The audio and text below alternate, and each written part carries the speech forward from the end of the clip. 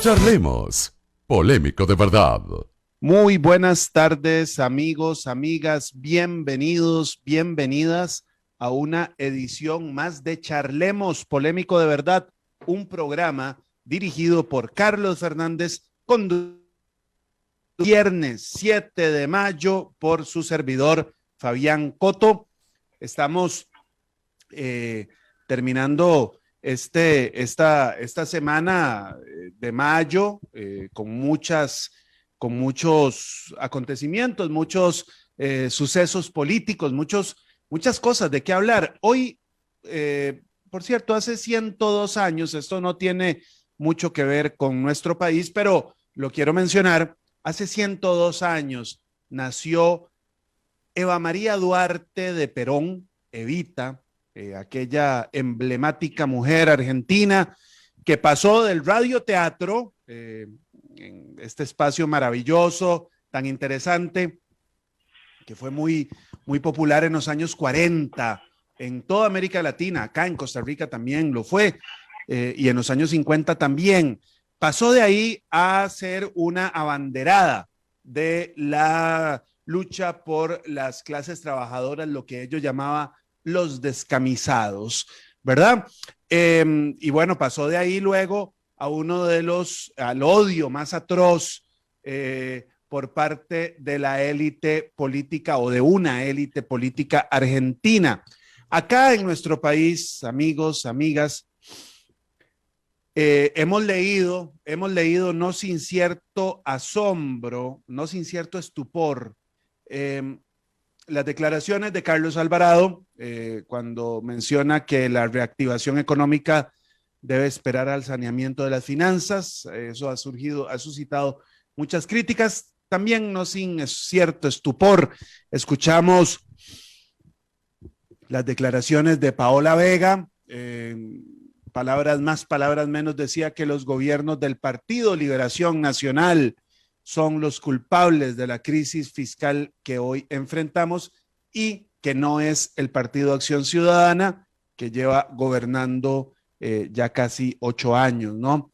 Eso dice Paola Vega, amigos, amigas, y hoy vamos a hablar justamente sobre el proceso interno del Partido Liberación Nacional, y para ello vamos a conversar con un amigo de Charlemos, un asiduo, un hombre de leyes, así lo hemos presentado en otro momento, hombre de leyes porque proviene de una prosapia de juristas, padre, abuelo, hermanos, hijos, de todo hay abogados en la familia de nuestro invitado y él mismo, por supuesto, es un abogado. Hablamos pues de don Juan José Echeverría Alfaro. Don Juan José, bienvenido, gracias por su tiempo.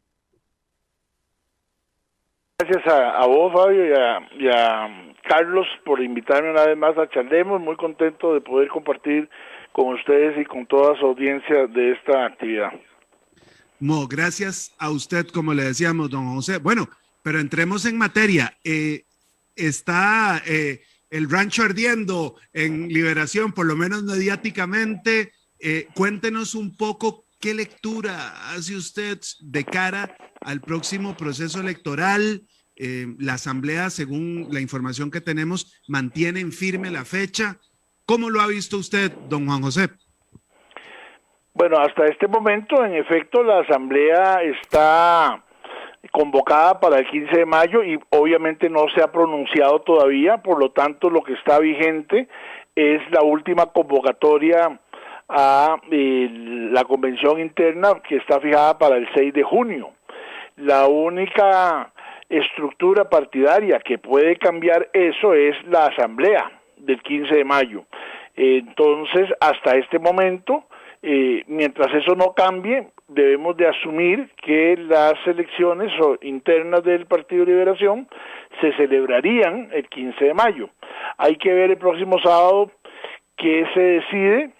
En principio, la corriente mayoritaria se inclina por suspender y posponer la asamblea, la convención, para una fecha posterior.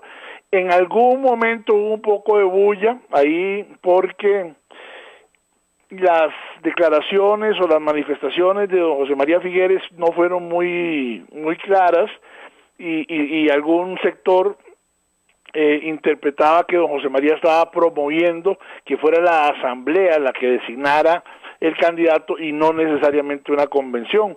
Evidentemente los otros candidatos o precandidatos saltaron y manifestaron su oposición a eso.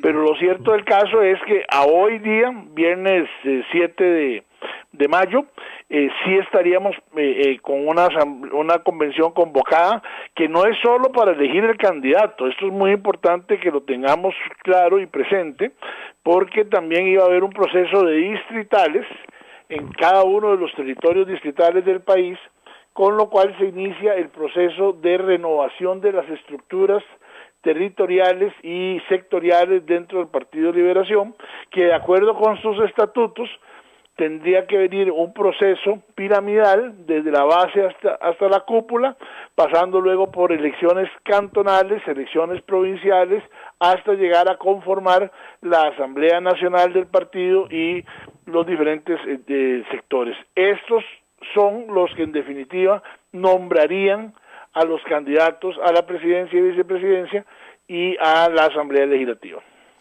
Don Juan José, tal vez para que nuestras oyentes, ese proceso funciona también para elegir, para escoger a quienes van a representar a los liberacionistas en la asamblea, ¿verdad? Yo creo que eso es algo muy importante destacar, ¿no?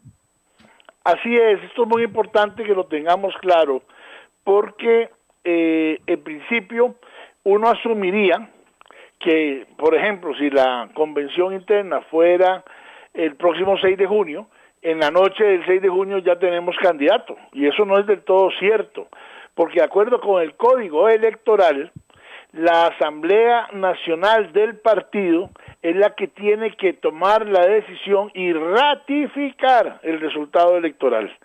Y para efectos del Tribunal Supremo de Elecciones, el acuerdo que se certifica y se inscribe en el tribunal es el acuerdo de la Asamblea Nacional, que lo que tiene es un proceso de validación y de ratificación de lo actuado, digamos, en el proceso de convención. Entonces, es muy importante que esta renovación de estructuras pueda llevarse a cabo a efecto de que la Asamblea, integrada ya por los nuevos miembros, digamos, electos en ese proceso territorial, pueda eventualmente designar a las candidatas y candidatos a puestos de elección popular el primer domingo de febrero del año 2022. Dentro de lo que está en discusión, que es muy importante, no es un dato menor, es que si se suspende la convención del 6 de junio y se traslada, por ejemplo, para agosto, existe la enorme preocupación de que el sistema o el proceso de renovaciones de la representación territorial no se lleve a cabo y eventualmente podría haber problemas para poder inscribir las candidaturas. A mí me parece que para evitar esto, el Tribunal Interno Electoral del Partido Liberación podría hacer una consulta al Tribunal Supremo de Elecciones, porque a propósito de la pandemia ha sido común que muchas instituciones del Estado automáticamente o de oficio autorizan la renovación por un año más de las estructuras, tanto de asociaciones, por ejemplo, o de sociedades, y si el Tribunal Supremo de Elecciones lo estableciera, sería más fácil poder que no tuviéramos que ir a un proceso interno de renovación, sino que simplemente se eligiera el candidato presidencial. En fin, son temas que están en discusión porque esto es algo demasiado novedoso. Es la primera vez que hay un proceso interno de un partido con una pandemia y habría que ver qué decisión se toma el próximo 15 de mayo. surge la duda, ¿verdad? En ese escenario, don Juan José, en ese escenario de que se autorizara la prórroga para esa renovación de representantes, que se les otorgara un plazo más, ¿usted cómo lee eso dentro de las distintas facciones? Quiero decir, yo sé que sería un ejercicio de especulación, pero ¿a quién cree que podría beneficiar que se prorrogaran digamos, esas representaciones? Vamos a ver, pongámoslo en perspectiva. Una cosa es que se prorrogue la estructura actual a efecto de ratificar el resultado electoral de la convención, en cuyo caso no beneficia a nadie, simplemente porque lo que hace es ratificar si don José María o don Rolando o don Carlos Ricardo o don Roberto o don Claudio ganaron. Eso es una cosa, ratificar no beneficia. Lo que sería muy grave es que se mantenga la misma estructura actual, en donde claramente hay un dominio de don José María Figueres, un poco a través de don Antonio Álvarez, que había tenido un grupo representativo importante en el proceso de hace 4 años, y entonces ahí los otros precandidatos estarían en desventaja, no sería un proceso equilibrado, no sería un proceso democrático, no sería un proceso, por decirlo de alguna manera, limpio. Pero si es solo para ratificar, yo no lo veo tan complicado. El problema podría darse en las elecciones o en la designación de candidatos a diputados y diputadas, porque también le corresponde hacerlo a esta asamblea, si es que los cargos se prorrogan. En cuyo caso, el poder, el músculo, el liderazgo de los diferentes candidatos que hoy están trabajando en sus territorios para lograr una designación como candidatos a la Asamblea Legislativa, podría verse perjudicado porque ya no serían sus delegados electos en el proceso distrital, cantonal y provincial, sino que serían los de hace 4 años. Y eso sí podría generar una enorme distorsión y crisis política. O sea que estamos en una situación efectivamente muy compleja, muy complicada, en donde no está fácil la decisión. Por decirlo de alguna manera, como dice nuestro pueblo, si la ensarta pierde y si no también. Bueno, muy precisa esa definición que nos da don Juan José. No, y es que, amigos, amigas, hablamos del partido histórico, más allá de las simpatías que cada una o cada uno de ustedes tengan, creo que es indiscutible. Digamos, afirmar que el Partido Liberación Nacional es, número uno, el partido más grande en cuanto a penetración territorial y en cuanto a lealtades electorales, pero además, y en cuanto a estructura, por supuesto, pero además es el partido histórico, ¿verdad? Entonces, una crisis de esa naturaleza en el Partido Liberación Nacional, bueno, inevitablemente va a tener implicaciones en el proceso electoral nacional, ciertamente. No sé si está de acuerdo conmigo, don Juan José. Sí, estoy totalmente de acuerdo con lo que decís, porque en efecto, dentro del Partido Liberación Nacional, pues hay un movimiento muy efervescente, ¿verdad?, con las diferentes corrientes, digamos, de candidatos. Es una elección compleja, es una elección en donde va a haber más de 900 mesas de votación a lo largo y ancho del país, sin menospreciar a otros partidos políticos que sus estatutos establecen cosas diferentes, porque esto es muy importante que lo tengamos claro.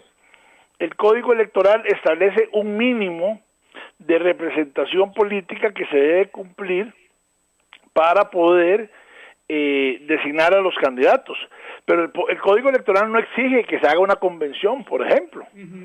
Eso es una decisión de cada partido y usted puede decidir cómo hacerla.